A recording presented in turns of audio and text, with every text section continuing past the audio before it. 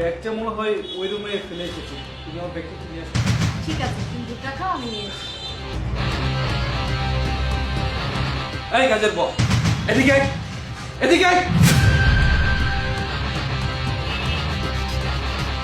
এই তুই সব কি বলছিস? স্যার, আমি যা কইতাছি ঠিক কইতাছি। আপনি এই দুধ খাইবেন না, এই দুধের মধ্যে বিষ আছে। এই তুই সব কি বলছিস? এই দুধের মধ্যে বিষ কিভাবে আসবে? এই দুধ তো আমার স্ত্রী আমাকে খেতে দিয়েছে। হ স্যার, ম্যাডামই এই দুধের মধ্যে বিষ মিশাইছে, আমি নিজের চোখে দেখছি। এই চুপ! একদম উল্টাপাল্টা কথা বলবি না।